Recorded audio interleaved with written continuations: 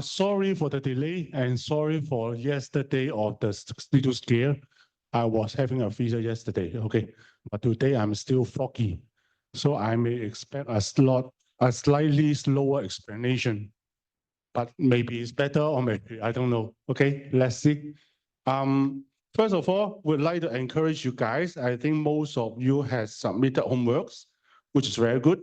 Assignment 1, I think most of us, except that 10 people, don't know what happened to them. But it's usual because among our 800 people, some people will drop the course or withdraw in the middle or didn't continue, something like that. Okay, so we don't know what are these about 17 people. Assignment 2 is coming. So more than half have tried already. So again, please start it earlier and try to think about it, even you don't know how to do it. Okay. The other one, I don't know how many people take my words seriously. Did you try Kattis? Do you have an account yet? Okay, so if you want some fun, which means you want to make programming fun and more want some challenge, please go for Kattis and try some of the problem. After that, you have some records. So in my record, yeah, I'm not so good. I'm only like rank this one because I'm not professional at all, okay? If you talk about professional one is Prof. Stevens and his team for competitive programming, okay? So what is interesting that you can actually see what are the problem you solved. For example, my hardest problem I can solve is 8.6. I even have some problem has the shortest solution among all Kattis and so on. So that's quite interesting. And also you can actually try out what are your solve the problem, what are your try the problem, and so on. But of course, I don't expect you to solve 8 point something. If you can solve 2 point something, I think you are guaranteed to have a B something in this course. If you can solve until 3 point something, congratulations, your chance of getting A is higher, okay? So please play around with Kattis. And again, please ask questions. I think we start to slow down about questioning. Let's start. Okay, so today we talk about a very implicit concept. That means it's not explicit, not easy to discover, but this property actually exists almost in every computer languages. It's called variable scope. First exercise, super simple, right? If by now you still don't know what it is, I also don't know how. Okay, but now I hope you already know what is it, right? So the output is 10, right? Very easy. How about this? What will happen? What is the problem? What went wrong? First of all, how many people knows that it will go wrong first? Good. Most of you knows what is go wrong, right? It will definitely give you error. Why? Actually, again, if they're red words, read them carefully. They actually tell you where's the error. The error is the first line of print X actually tell you exactly what is it. The name X is not defined. But you say, I defined it about is in the second line. The program have a timeline that in the first line of print X, X was not defined. When is the time X being defined? I think it's a bit different from other languages. In Python, the golden rule is whenever you define X equal to something, something, or in a more programming sense, is X is assigned by something, something, at that line, X is being defined. On the other hand, X is being created or start to exist at that timeline. Okay? Or you can say X is born at that timeline. But there's one more catch with this. Here, this is important. In a scoop, this is going to be the main point we talk about for the first at least half an hour of our lecture. What do you mean by in a scoop? Okay, so let's see the whole scoop first. At here, X is being defined at the second line, but the program won't jump to the second line in the first place. The program has to execute it line by line. Remember the sequence control structure? So at the first line, I try to print X, but at that time, X is not defined yet. How? Error law. You ask me to do something that I don't know what is this, okay? So today I say I treat you all to a meal free for a restaurant. Let's go to the restaurant. Let's go. Which restaurant? No one knows what's restaurant, okay? And then let's go.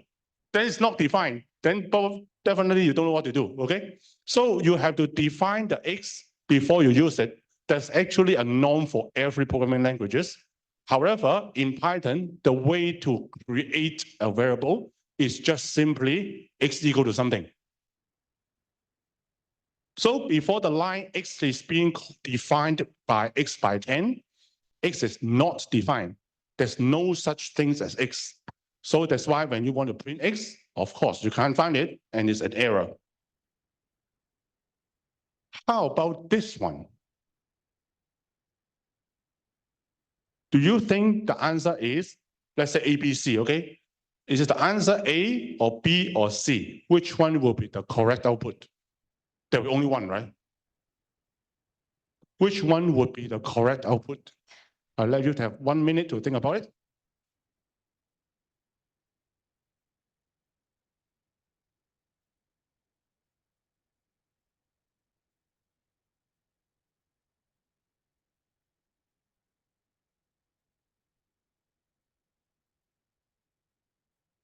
Okay. So, anyone say A is correct? B? How about C? Yeah, you guys are good, or you saw the notes. But why? Why C is correct? Why C is correct? First of all, this one is wrong. Why? Anyway, inside the function, X is being assigned as 20, right? Inside the function, you should print 20. Okay, for this, you should be able to understand by yourself. The first one is not right because the sequence is I will call the function foo and will jump inside function foo and I will assign X is equal to 20. Then I print the line. I set inside foo X equal to will be 20. Okay, so no matter what, the first line I print is 20. So the first answer is not right. However, after I print 20, when I finish the function foo, I have one last line of execution. I said at the end, X is equal to what? The question here is, will X being changed by the function foo or not? That is the mystery. And the answer is no. Okay, why? I already changed X to 20. Why the outside, the last line is not equal to 20? Let's explain it one by one. First, this create an variable X, right? Just now, as I said 5 minutes ago. And then when we define the function foo, if you remember what I said before, it's like making a rice cooker, but it didn't run the rice cooker, okay? So these 3 lines of code will only define the function foo until, but inside that, you will create X equal to something. But when you run the function foo, that means when you jump into it, this is what we want to teach a new concept today. When you go inside a function, it's a new scope. It's like when you go into the function, It's like when you go into a new room, a new inside enclosed area. And inside that scope, when you first set x equal to something, that means you are in a new scope and you can create a new function, new variable. That means this x is being created again inside the function foo. Okay? So it also will obscure the outside one. That means inside the function foo, you create an x. When you access something called x, it cannot access the outside one. You only access the inside x. But when the function foo finish, what happened? The outside x is still there.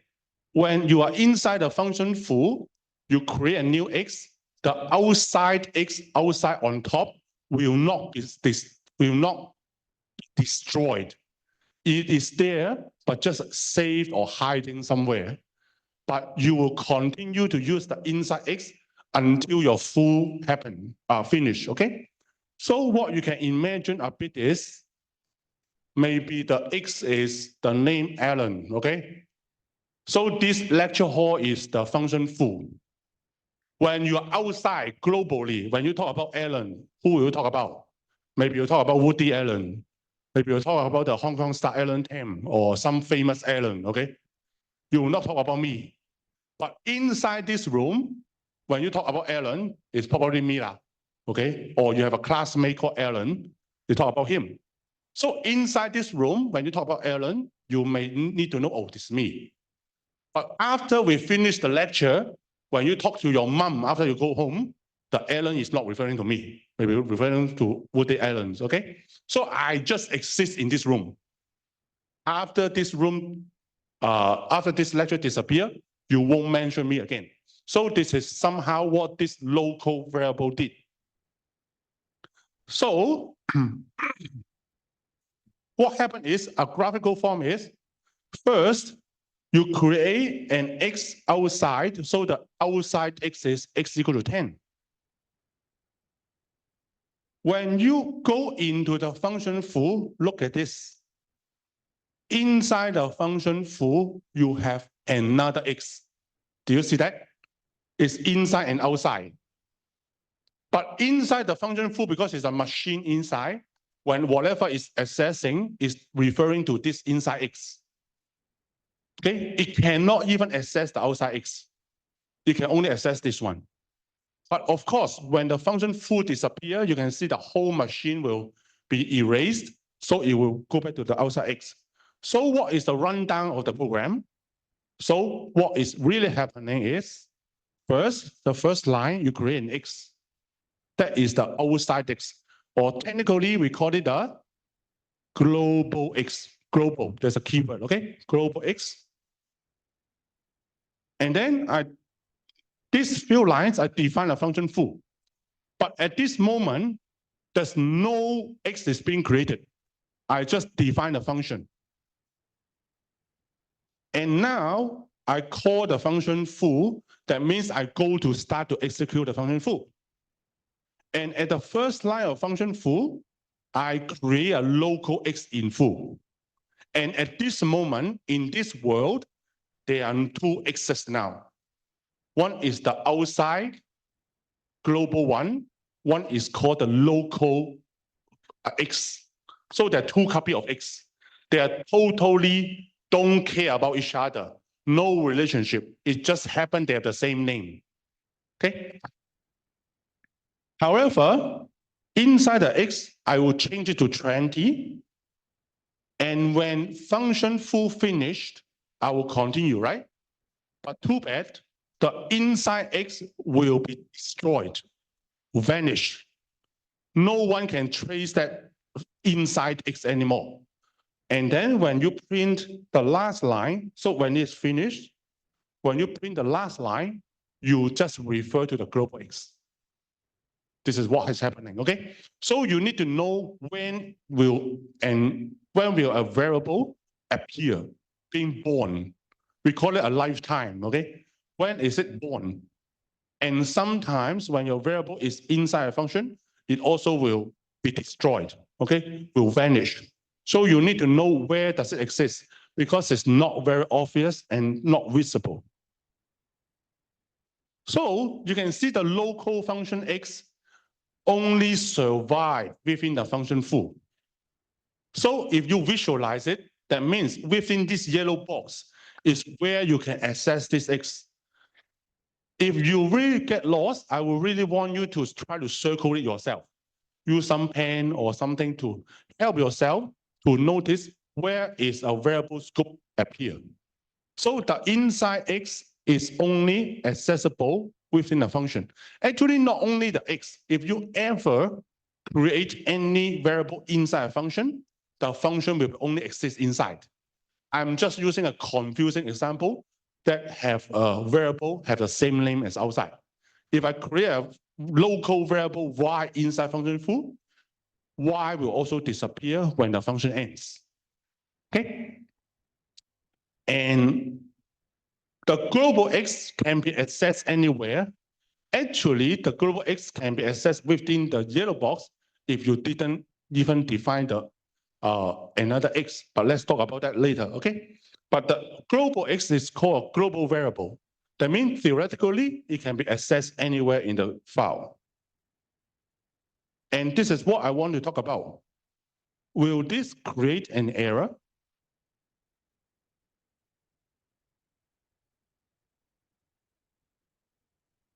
This is the same program just like before, but without declaring a new x inside the function foo. For other programming, it may. If it's C, it may, because there's no local variable x inside. But for this one, no error. Why? Because if inside the function foo, I want to access an x, but actually there's a global x for me to access, it's okay. Okay? I can access the global x. That means if today my name is not Alan, my name is Ben or Cindy or Danny, okay? When you talk about Alan in this room, you probably refer to the global Woody Allen or some Allen, right? So it's okay, unless this world have no one called Alan. Okay, then you have an error. Who? What Alan? Alan, okay? So if there's a global Alan, you talk about this, and there's no another Alan inside the box or inside the lecture, it's okay. You can access the outside. So this function will still go as normal as far as you have an outside x being defined. Okay, so if you don't have anything inside, you keep looking at the outside if there's any other x being existed. Okay, this is a test. Haha, this one have no answer in the notes. Which one or which ones are correct? I mean, is it multiple answer or only one will correct? I mean, which one will have errors? Okay, how many of them will have errors? Error or errors?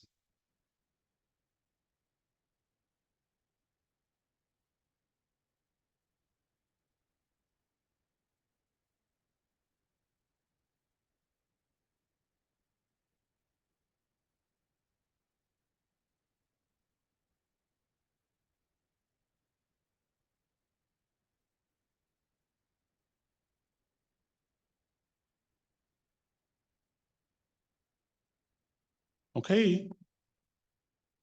First of all, who said A has errors? If you move your hand, I need to see you, because A is exactly the example just now, okay? So A have no errors.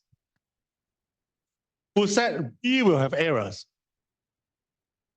Okay, these are the brave ones. Who said C will have errors? Ah, okay. For those who answer C, you're correct. For those who answer B, congratulations. Next time you'll be correct. Okay? So first of all, let's talk about the easy one. Why C have errors? Because the function will goes like this. I define a function foo, and when I call it, I will go into it, and I will access x. When I touch, I need to get something out from x. But I'm sorry, no one mentioned created x before. So definitely CS errors, okay? But how come B has no error? Why B doesn't have error? Why B can run? Yes. Yep.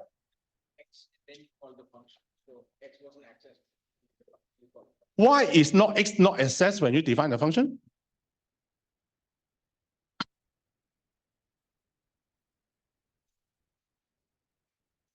Yeah. When you define a function, you won't execute the function and you won't access the x.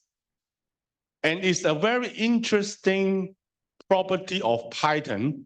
Actually, sorry, a high level is called lazy evaluation. What is lazy evaluation? Like me, I don't know if it's like you or not. If things don't need, I don't evaluate. It's okay? That means I don't need the x when I define the function, so I don't evaluate that and have no errors. So what happened is, when on these two lines here, when Python define the function foo, I don't use that x. So it's just record in the function foo, I need to use the x, but I didn't need to get it out. I don't need to retrieve it, so I let it go. Until I use it at this line, then I need to go to the function and use it. But luckily, before I use it, I defined it. So when I define it, before I use it, at the moment, okay lah, then let you go, okay? You can still use the x. So that's why the second example had no errors. Okay, this one is called lazy evaluation. Let me show you another lazy evaluation.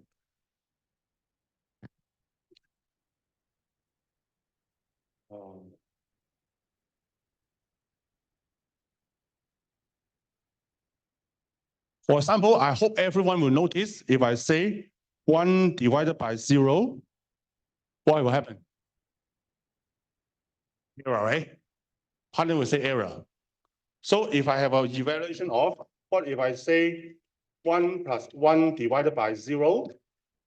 Definitely, 1 plus 1 divided by 0. Definitely Python will keep saying I'm error, right? No, I'm error. There's an error there.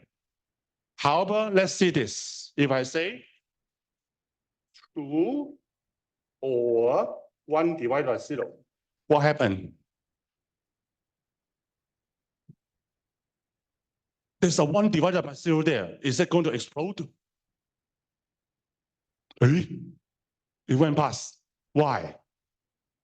Because if you remember the OR operation, any side is true already. So true or anything will be true anyway. So that's why Python is lazy. Why do I want to evaluate the other thing? Okay, so that's called lazy evaluation. Python will stop evaluating the expression when that is being executed. Or on the other hand, Python will try to avoid evaluating anything as much as possible. Like when you go back to this slide, when you are in B here, when you're defining the function, I don't need to evaluate yet. So I will just let it go until the time I need to evaluate it, okay? So that's why A, B will not cause any error and C will cause an error. So just now we actually say something called global variable. Global variable, basically it can be accessed by the whole variable, whole file. Unless inside a function, you create another variable have the same name that you obscure the outside one. Okay, so inside the function foo, I create the same variable called x that I covers up or hide the outside one by using my local one. Actually, if you remember that any of the input parameters or argument of functions are also local variables. Remember last time I called square x? X is a local variable. What does that mean? Okay, let's talk about global first. But what if we want to modify a global variable? For example, just now here, what if in the function foo here, this one, my intention, I really want to modify that. I really want to do that, okay? I want to modify the outside x. You say very simple, do x equal to 20, right? No. When you do x equal to 20 or x equal to something, you automatically create an x. It's okay. So how do I really modify an outside global variable? That means I can only access and read it. I cannot modify it. So there is a trick to do that. The trick is, if you really want to access a global one, you need to declare the variable global before you use it. For example, in this function foo print, before I say x equal to 999, I set global x. This red line will tell you, inside my local function foo, please do not create a local variable x. Then when I say x equal to 999, it will not create another duplication copy of x. And all the program will only have one variable x. And that is the outside one. So this program will print 999 and 999. Because when inside the function, when I say x equal to 999, it refers to the global one. It also modified that. So it won't change that. Okay. Okay, let's test whether you understand everything. Will this have error?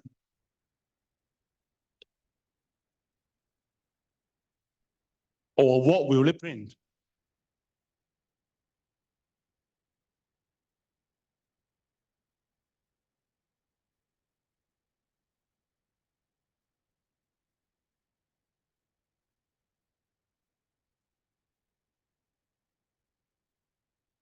Who said it had error? Who said it will print 0999? Who said something otherwise? What will be otherwise? 999 and 999. That's very creative. Thank you. But this, again, this is going to have an error. This is an extremely complicated way, okay? Why is it extremely complicated?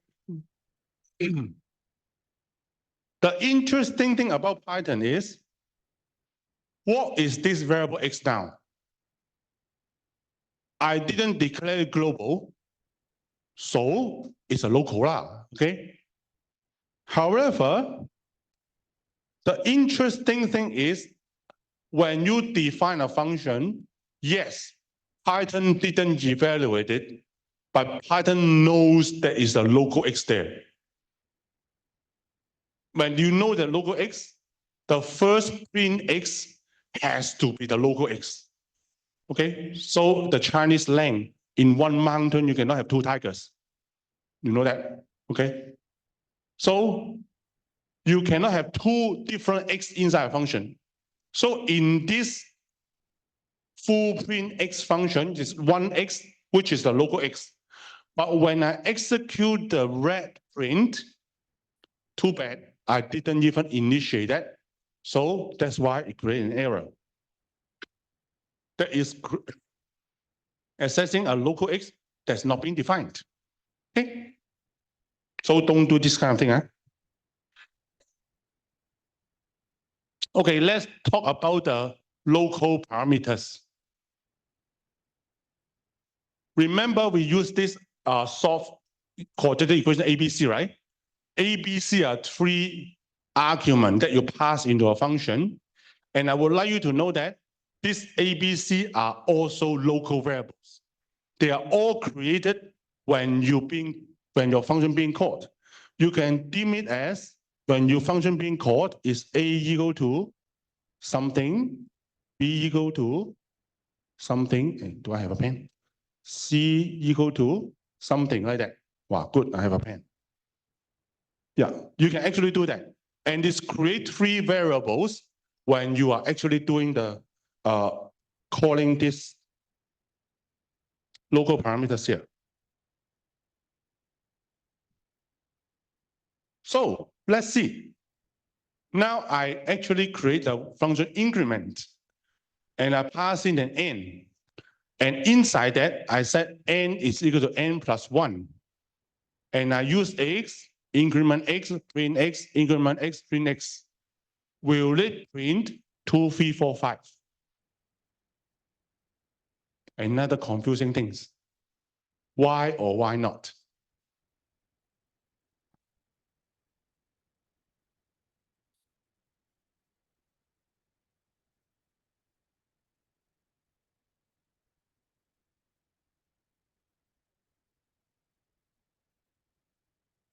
This is difficult, okay?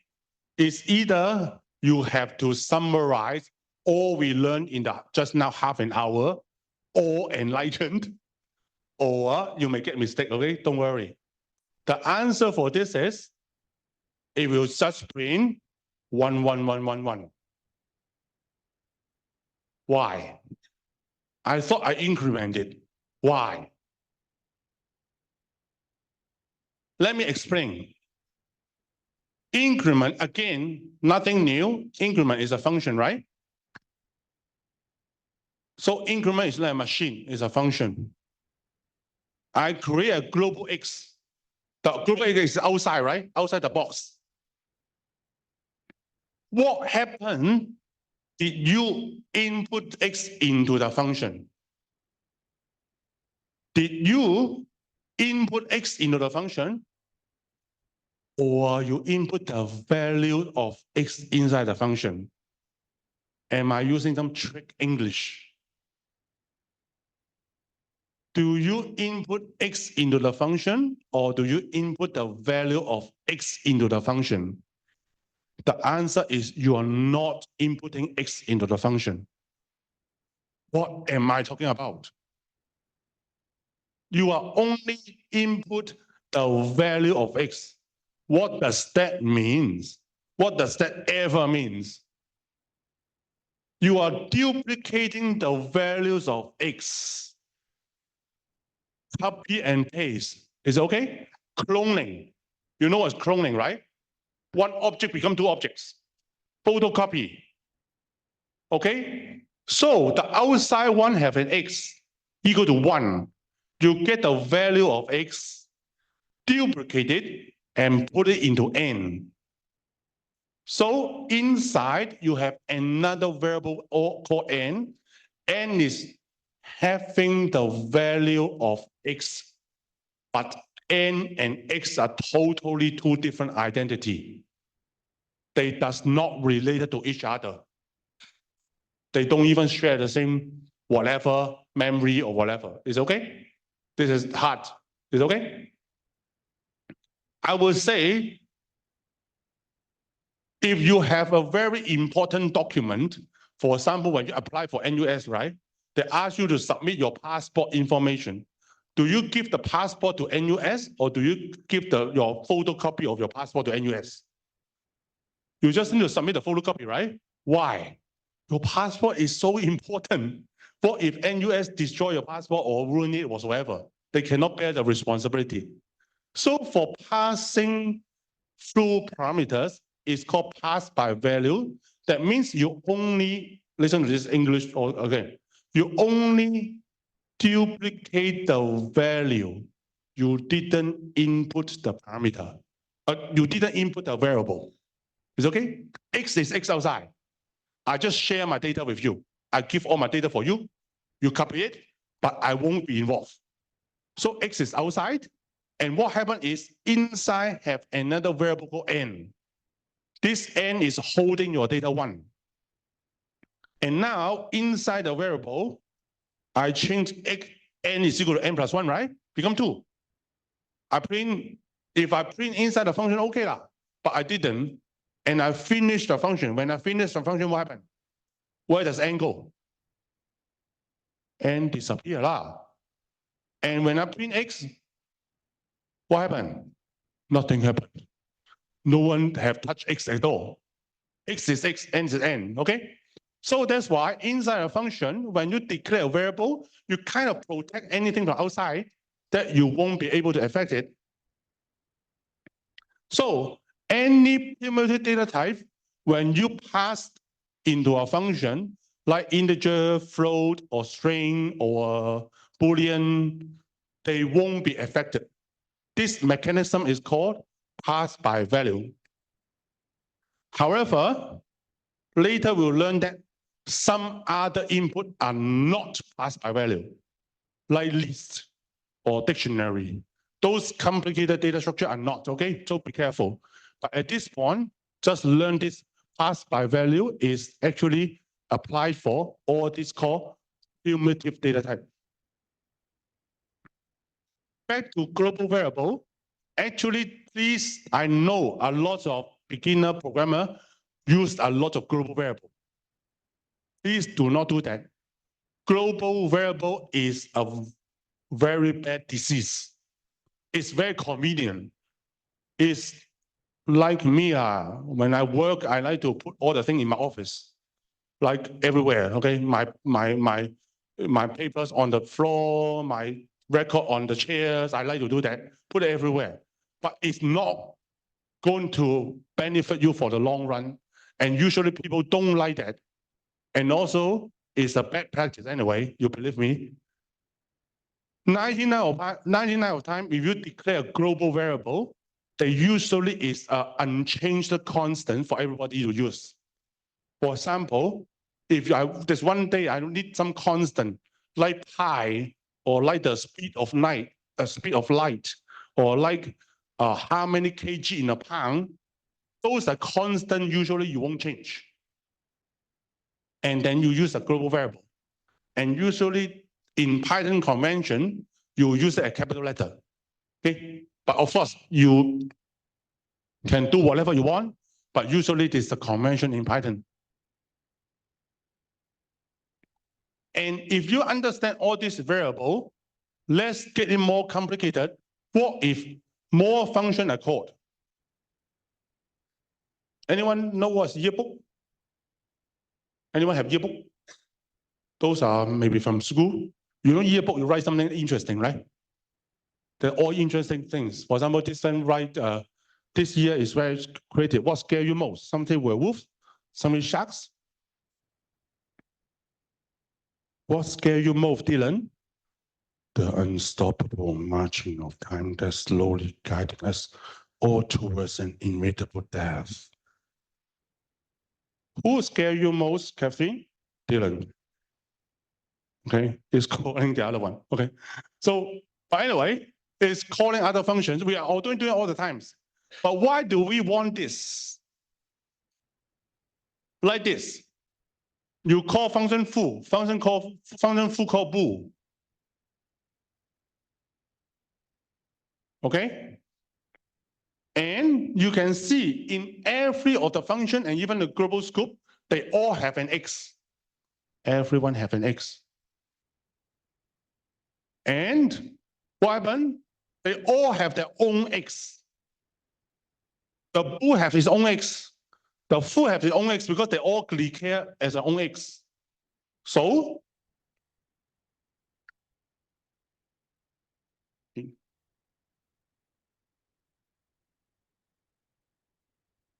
this X and this X, they are not related to each other.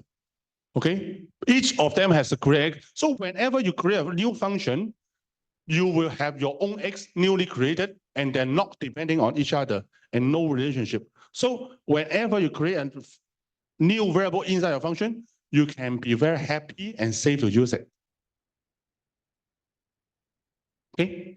For example, you are actually very encouraged to separate your function like that. Like this one, what is this function? It's trying to calculate hypotenuse, right? What is hypotenuse? It's returning the square root of the sum of square of a and b. What is the function sum of square a and b? Sum of square x and y is equal to square of x plus square of y. What is square of x? It's returned to x times x. Okay? Compared to, okay lah, you can write the hypotenuse like that, one line. Which one is better? For this one very simple one, I think they are more or less the same, okay?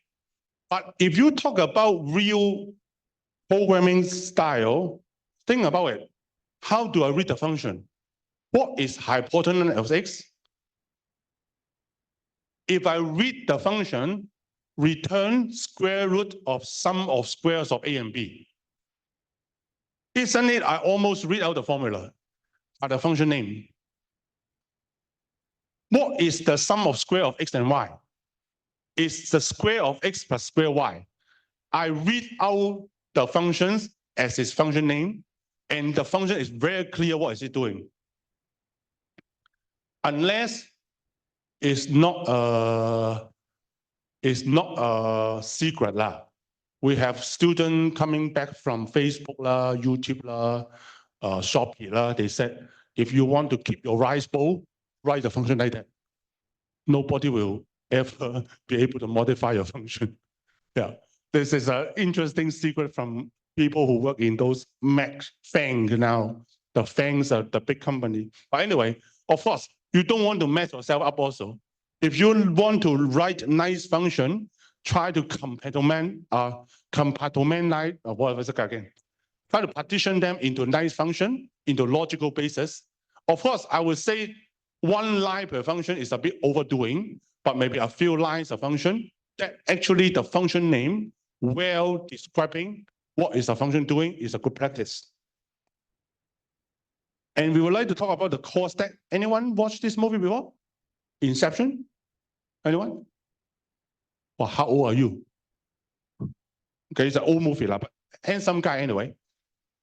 Okay, spoiler. If those people who don't want to watch it, but anyway, it's not spoiler, it's the setup of the movie. The movie has this interesting setting.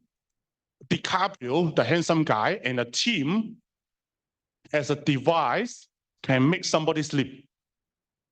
And when he makes somebody sleep, a team of people all go into his dream, and he can create a dream. Maybe creating the dream is like his own office, doing whatever. What is the purpose? They all can participate in a dream, and so that they can retrieve the secret. Maybe in the dream, you can get your password. Maybe in the dream, you can know what is your connection, your undercover in my organization, whatsoever, right? So they can actually do that. However, the more interesting thing about this movie is, what if that guy is well trained? He resists to you in the dream. Then the DiCaprio team can make you dream in the dream. You go to one more level of dream. So in the movie, actually, it go to. So first of all, it is a reality. It go to the first dream, which is some bus, and then it fail. It go to another dream in a building, and go to another dream in a mountain, and go to another dream, and so on. But one of the rules also applies like the core stack is, when you enter the dream, you must get out the dream in the order. You cannot one time get out from the bottom of the dream up to reality. You'll get your brain damage or something, okay? So you get the one layer. Some people did not go through all the level of the dream. Some people just go 2 layers and come out and so on. So this is like the core stack. Why? It's exactly like the calling functions.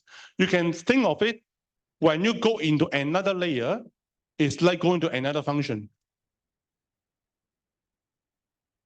Okay. We call it core stack. What does it mean? Anyone saw this in your cafeteria? I don't know. In my time in US, there's a lot of this. Whenever buffet. So you put a plate on a stack, right? What is the order of putting? The first one you put in the stack will sink to the bottom. The next one you put is on top. And the one you can get out is what? The last plate you put it in. Can I say, oh, actually the last plate, the plate at the bottom is my favorite one. I want to get my plate from the bottom? Cannot. You must get out the first top plate before you get it. This is called the stack. So it is an important structure for later use. For example, you can put 1, 2, 3, 4. They will stack it up. And when you get out, you can only get the top. Like that. So if you call the function, for example, this one is a P1, right? I will have these two lines. One is when I enter P1, one is when I leave P1. But P1, I'll call P2 and P3. What will be the printout of this code?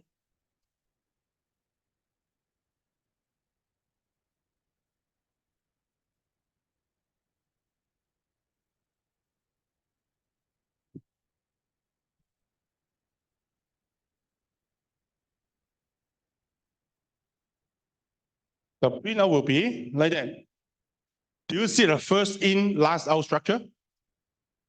I'll enter P1, then I'll enter P2, and I'll enter P3.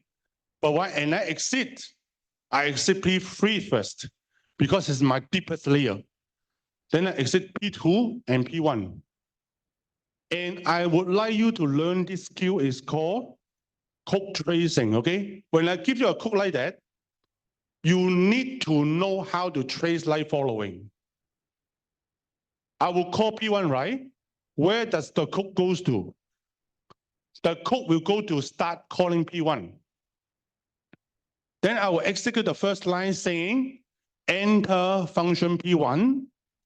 And I execute the second line saying, output equal to P2X. And what happened now? P2X will call P2, right? And P2X will say, now I enter function P2. And the next line is output is equal to P3X. And as I say, I go to P3. And I'll do enter function P3. And because X is 3, output is equal to 9. And then print line before returning P3. And now I return output. Where do I go back to? Where? I return to where was I caught? Where was P3 caught? This line, right? You need to know this, okay? You need to how to trace program like that. Because you call P3 from that line, after P3 finish, you go back to that line. And now I put 9 into output. And I print line before returning in P2. And now I finish P2. Where do I go back to? I go back to where I call P2, here, right? Is okay? Do you understand the two red arrow means? That's returning to where you called. And then now you say line before returning in P1. And where do I return the last output to? I'll return to this one. At this time, I will evaluate the function P13 into 9. And now I print it, it becomes 9. Okay? This is called code tracing.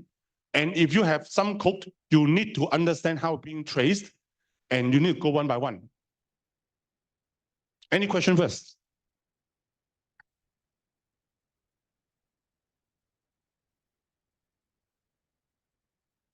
Okay, it's very good. So you can actually, if you're using idle, you can actually open up there's something called debugger. It will show you the stack.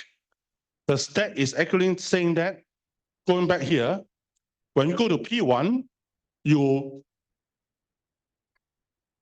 actually this is a mechanism, okay? You will push all the previous memory on a stack because you have a new X. And when you call P2, because I need to have a new output, what is the old output variable? I will first save it on the stack. And when I call the new P3, I have a new X and a new output. Where was my P2X and the P2 output? I will put it on a stack. So when I finish, I will go back to the stack to get it for P2. When I finish P2, I will go back to the stack to get it for the P1 and so on. And that's why the stack will put something on P1, P2, P3, and that's why that's called a call stack. The call stack is a universal thing for all the programming language as far as its function call. So once again, up to here, I want you to know that whenever you have a function, inside the function, when you declare a local variable or the input parameter, there will be a local one and a duplication of from outside, and each of them will have their separate individual one, and any two of them across the boundary of the function, they are not related to each other. Okay, ready? This is the most interesting and my favorite things. What about if you called not other function from yourself? For example, this one, P1 calling P2, P2 calling P3. What if you're not calling P1 and P2? What do you do there? What if you do that? Let's see. This is interesting because I got this. I'm waiting for this for long.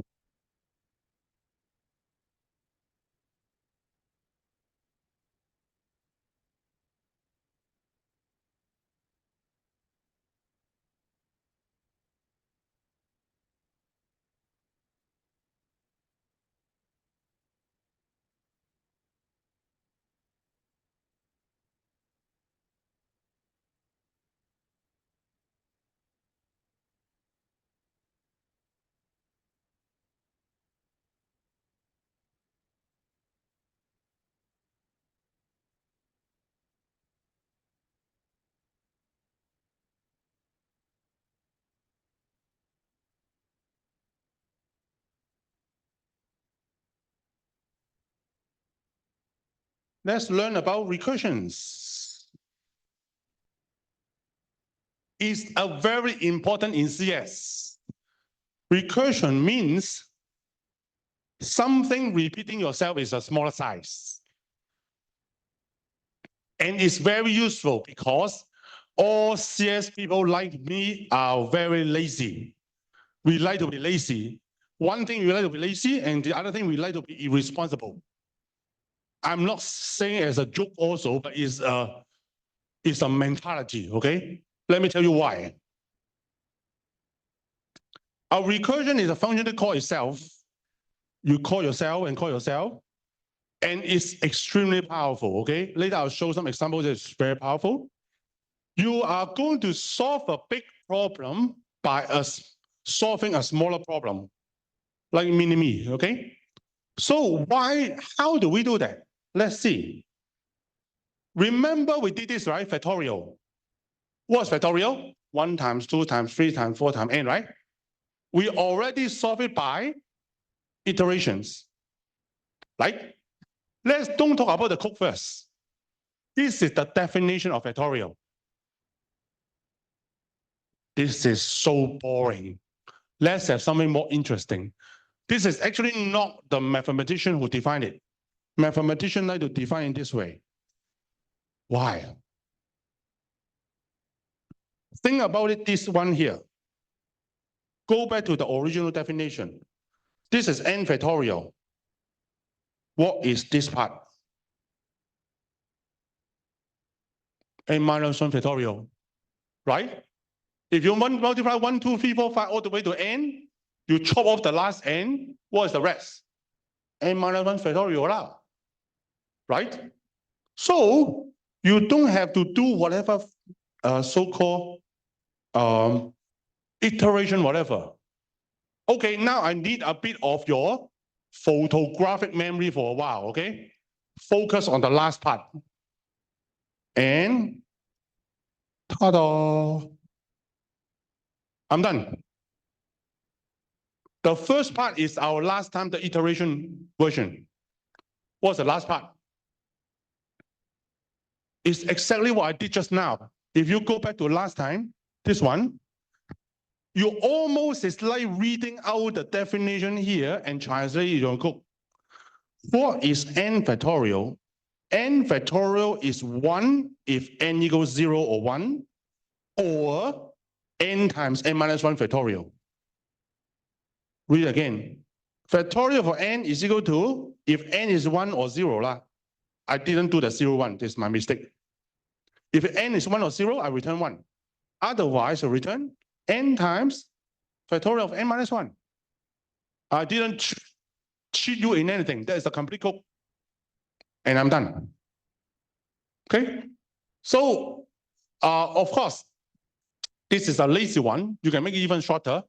But the cool thing is you can solve the problem by a smaller self. And there's some rules for recursion. First, you must have some way to stop. Okay? You cannot go forever. You cannot keep calling yourself and forget about yourself. Okay? You cannot do that. You must stop somewhere. For example, there's a base case. If the recursion is small enough, you have to stop. The second one is whenever you call yourself, you must call a smaller version of yourself. Your problem size have to be reduced. You call smaller and smaller. Otherwise, you keep calling yourself, didn't call improved, is not nothing, right? So there is the rules of recursion. And let's talk about another recursion example. Fibonacci numbers. Let's say if you have a pair of very cute baby rabbits. Let's say after 1 month, this one pair of little cute baby rabbit grow into a not so cute adult rabbit. What do adults do? They reproduce. So the adult rabbit in the next one, they give birth to another cute and baby rabbits. Okay? If we follow this rule, how many pairs of rabbit in the next month? So the adult rabbit will keep reproducing, have 1 new pair of baby rabbit. But the original baby rabbit in the last month become adult. Okay, now what happened next? The 2 pairs of adult rabbit will reproduce and so on. Okay? The number of pairs of rabbit here is called the Fibonacci number, in which it's actually quite simple.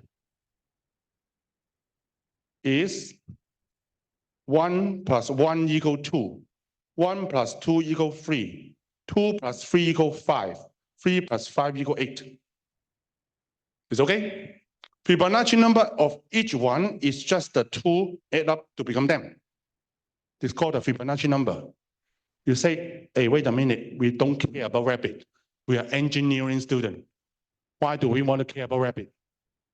Let's see if the rabbit is related to you. Let's talk about more technical one, combinatoric. How many ways to park cars?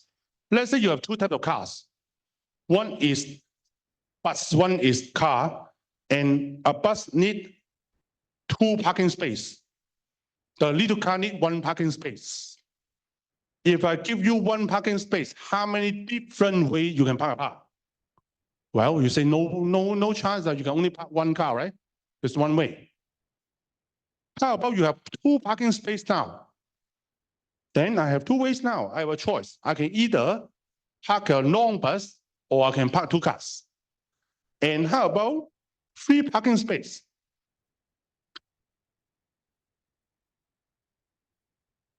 Then now I have 3 ways.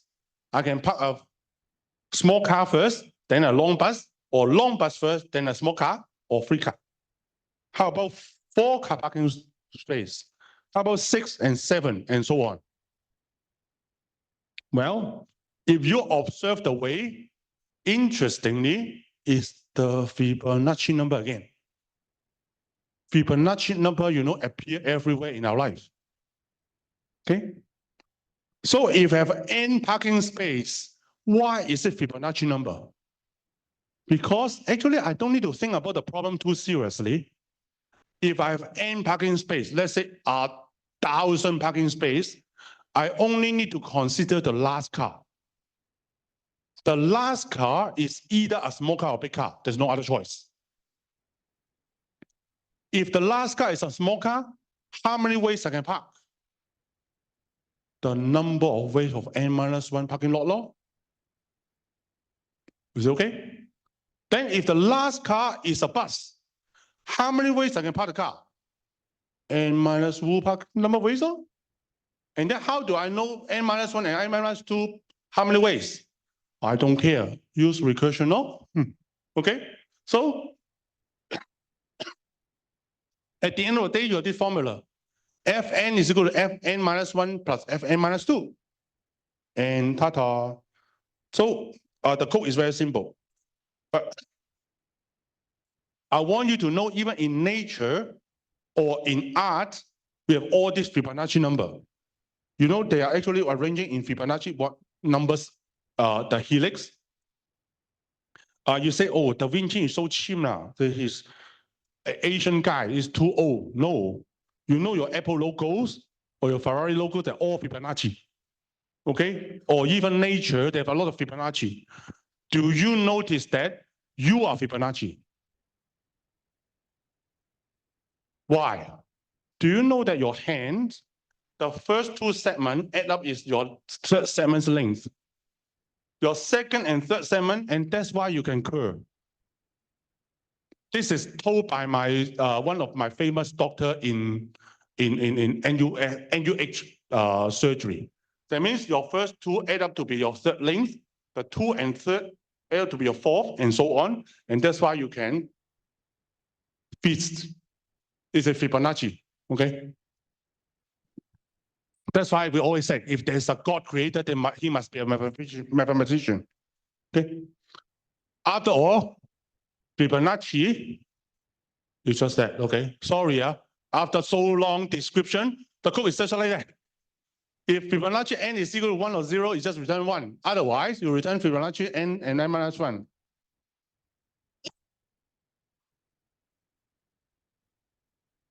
Is that a problem? Yes. What if I want to compute Fibonacci 994? Why Python don't let me to do it? Because the inception is too deep.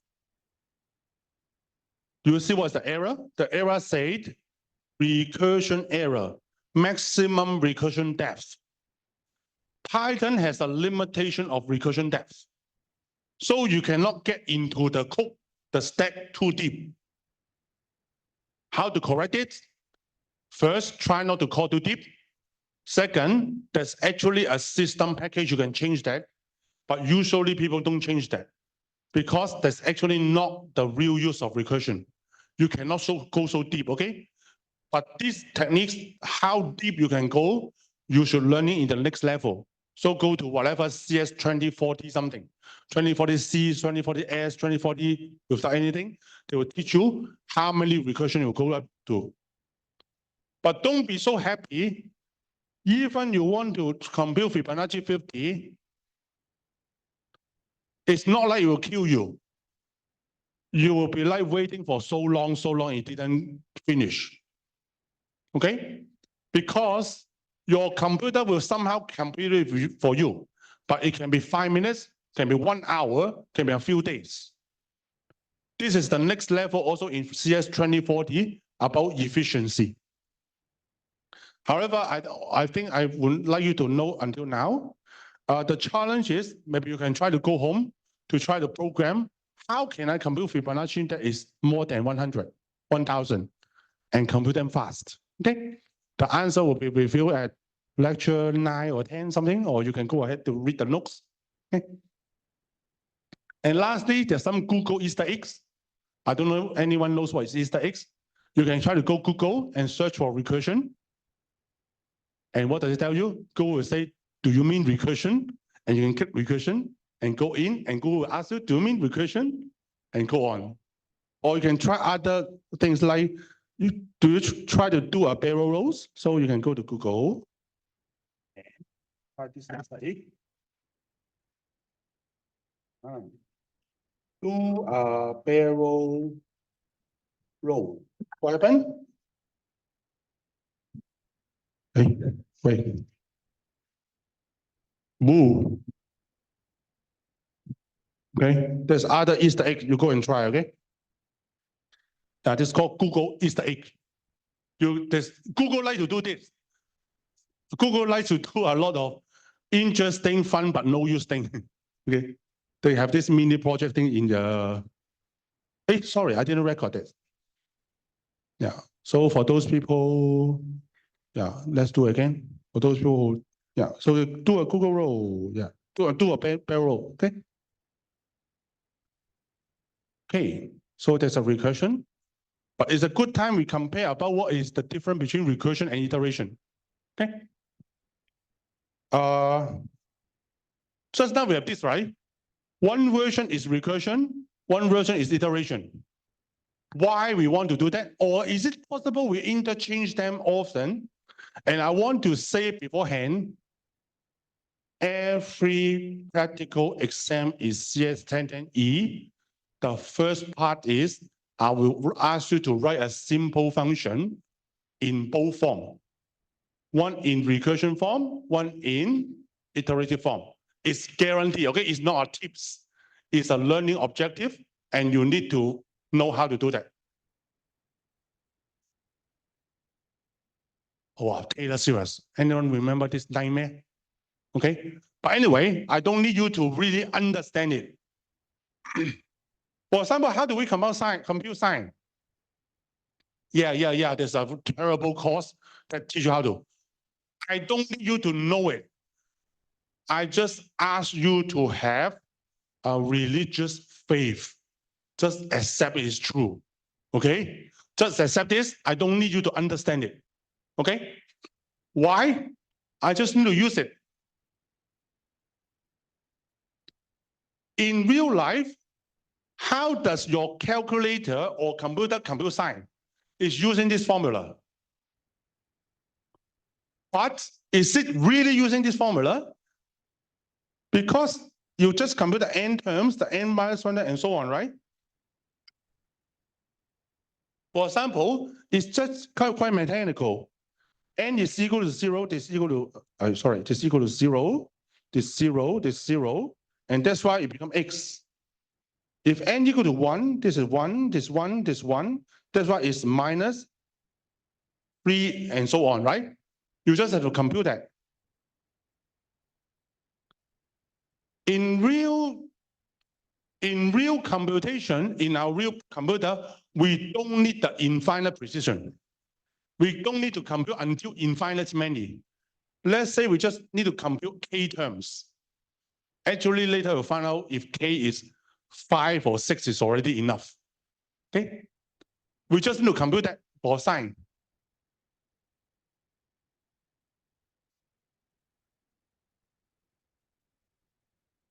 And that is the code.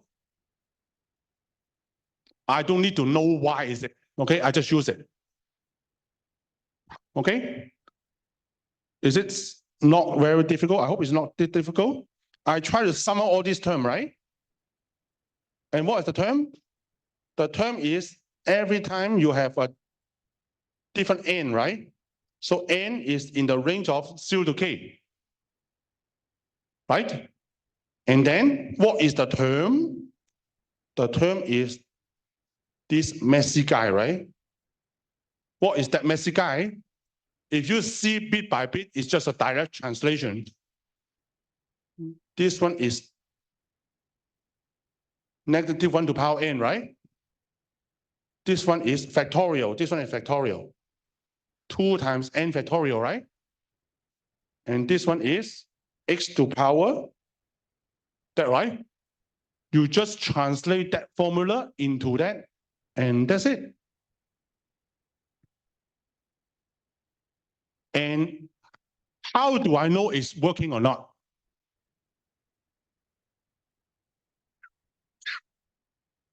I can compare it to the one I used from the math library. Can you see that mine is as good as the math library? The low one is what I import from the math library and use it. The first one is how I compute myself. Okay? So that's how I implement the Sine in iterative version. How about recursion? Wow, is it that difficult? Is it scary? No, trust me. If you know that this is sum up to one term, this is sum up to n to two terms, right? What about sum up to k terms? How do you think in a way that is recursively? If I want to sum up 1 to k terms, I just means I want to sum up n minus 1 k, n is equal to k minus 1 term plus the k terms. Is it okay? I want k terms, but it's the same thing as I get the k terms at the previous sum of k minus 1 term. What is the first sum of the k minus 1 term? I don't care. I use my power of irresponsibility. Use it as recursion. Recursion handle it for me. Okay? So this is the same problem. In order to compute k terms, I use k minus 1 term plus k terms. And this is the recursion formula, right? Sine recursion of k terms is equal to sine recursion of k minus 1 term plus the k terms. And this is the code. Okay, it's not the complete code, but this is the main code. I return the sine function here, k minus 1 term. And what is this big mess? This mess is just now the terms, right? And of course, I cannot just simply let it go because it will keep recursing. I need to put a base case. That means if k is equal to 0 or less than 0, I cannot go on. That's it. And you can see my result here. Actually, even go to 6 term is as good as the real sign. So you can see the power of recursion and iteration can interchange with each other. And just see if you're interested, go and implement your own Taylor series function. You can implement your own log, your normal whatever function. And let's compare the common pattern, okay? What is the common pattern of Factorial and Sine? First, there must be a base case. Actually, it's a bit inaccurate. There must be a base case or there must be some base cases. Sometimes the base cases can be a few. For example, for Fibonacci number, the base case can be n equal to 1 or n equal to 2. Okay, it's okay. And later, this is the further decomposition of your problem. You reduce the problem into a smaller one and just add on the computation. And if you compare the iterative version, usually you have something called accumulator. That means you start something from 0, and then you add until you finish adding, and finally the accumulated sum or the accumulated product will be your result. And in the process of it, you keep adding on it. You keep computing it or increasing it. That is the processing. How about I put the Sine recursive and iterative version together? Do they have relationship? Actually, they are very related. You can see they have a base case. The base case will be similar. And they have actually all have the accumulated previous terms temporary result. Think about it, the result in the accumulative cases, they're adding up to n terms if you have n as so far. And of course, this term is actually the simplest. You just have to translate one into your code and just jump into the factorial, they're all the same, right? The factorial have all the same pattern. So I would like you to practice a bit on this. Maybe your homework is, this is not a real graded homework. Try to do some on your Taylor series. And another example is, I give you a integer, okay? For example, the integer is 52634. I just need the sum of all the digits, okay? Or the product of all the digits. So I say, why are you using useless problem? Do you know that most of you are Singaporean, right? Or even from other country. Do you know that your IC number, what is the use of the last digit or the last character? You know Singaporean have a last character, right? You know that it's actually a redundant checksum. That means after you compute, actually for Singapore, is the product of all the digits before, you come up with a numbers, and the number is corresponding to a certain letter. You go and check for it, okay? It's called Singaporean IC checksum. So checksum is actually very crucial for a lot of computation. For example, your hash table, how do you know that your Google Drive in your computer is the same as the one in the cloud? They don't compare directly, they compare the checksum. So how do I compute a checksum? I want to say compute a so-called function called checksum to compute add the digit add together. This is the result. Okay. First, this is the base case, right? If there's no digit, my checksum will be 0. This is the next digit I use. Why I use n percentage n? Because n divided by 10, the remainder, which means the last digit, the rightmost digits. And each time I added this digit to the sum. And how do I reduce the case? I reduce the case by replacing myself n with n divided by 10. Because n divided by 10 will be cut off the last digit. And go on until n is smaller and smaller, and I disappear. Then I finish computing. Okay. So there's a base case. When n is nothing, then I'm done. And the result is being stored in residue or the temporary result of the return of recursion. If you talk about factorial, they're totally in the same, so-called the same structure. So the homework is, I think some of you did a burger price in your tutorial. Try to implement the burger price in both iterative version and recursion. And at last, this is called code refactoring. Why do we need to write code in different ways? But I want to tell you, if you go to a software company, even you are not important person, a lot of time you need to redo the code. You don't need to totally rewrite it, but you may want to restructure it for a certain purpose or to make it better, okay? If you know this code refactoring, then welcome to the software engineering discipline. You can already join our profession, okay? And lastly, let me show you some of the example about recursion. First of all, this is a recursion by Prof. Henry.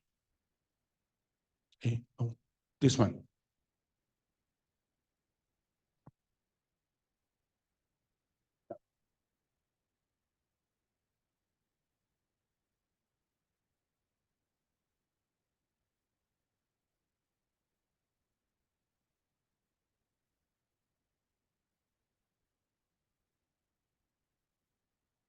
How long do you think this code is?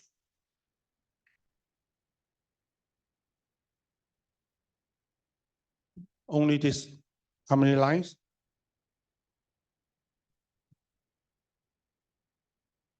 How many lines are there?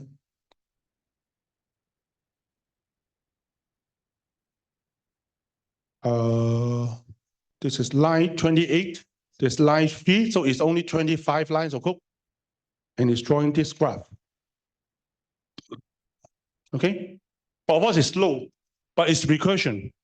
Actually, what it does is it draws a fork like that.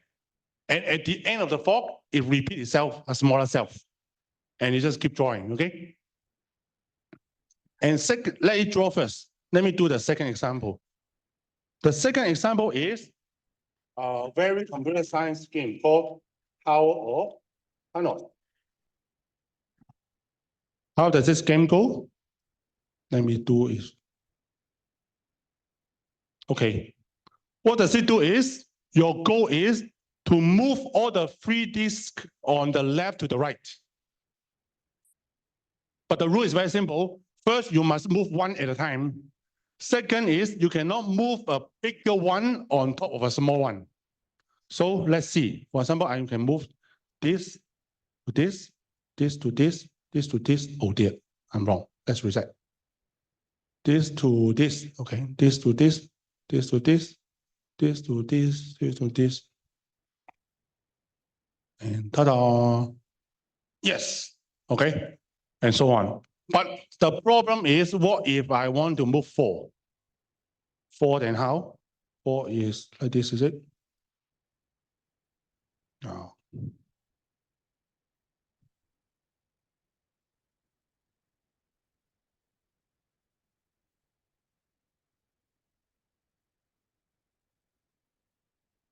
Wow. Okay, and so on. Okay, what if I want to move 6? I'm not going to do it. It takes me half an hour, okay? But I want you to say that, how do we solve this problem in recursion? Let's express the power of being irresponsible. If I want to move 6 disks from A to C, I want to think in this way. First, I move the first 5 from A to B. How? I don't care. And then I move the last piece to A to C. And what next? I move the 5 piece from the middle to the right.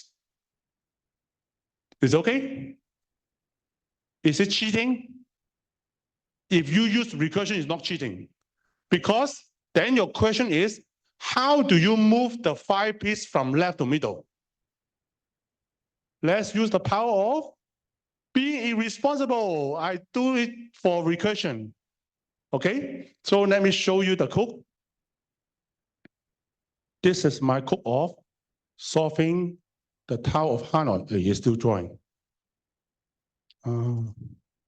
Okay. So let me show you that.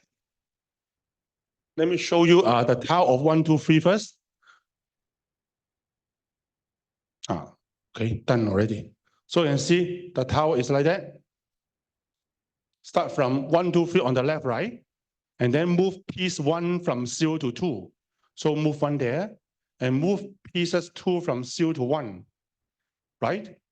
And then move 1 back to 2, and then move 3 over, move 1 to the left, move 2 to the right, and move 1 back. I'm done. Okay? And then how do I move 6?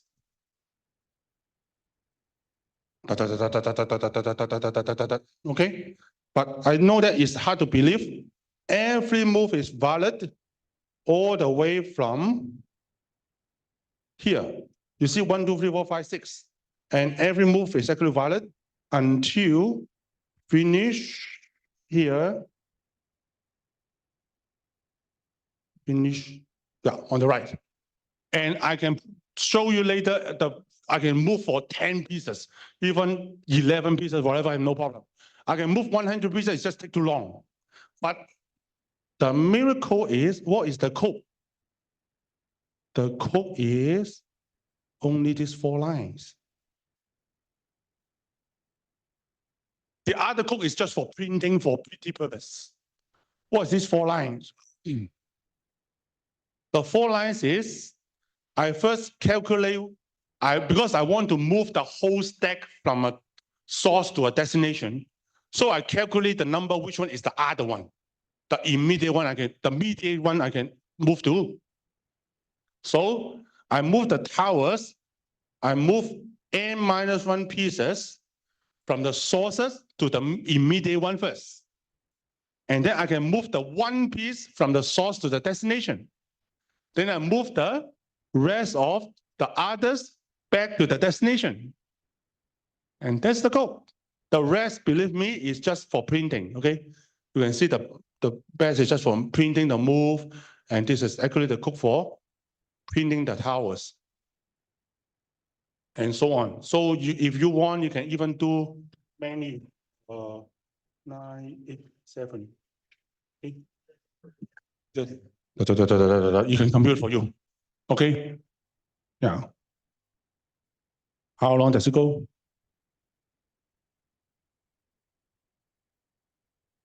Yeah. Okay. And anyway, it will finish someday. Done. Okay. So it can actually compute the whole process, and everyone is digit. And let's see, do you finish drawing? Oh, did I stop the drawing? Where's the drawing? Oh, I didn't. Oh dear, I think I stopped the drawing. Anyway, okay. So that's it for today for all the complicated things. Anything on the poll everywhere? Or you guys are very stunned? Oh, okay. Okay, so that's it. If you have any questions, please leave it in poll everywhere. Maybe I can ask it for next week or something. But please try this recursion on your burger price. Okay, thank you. And remember to do your homework. Thank you.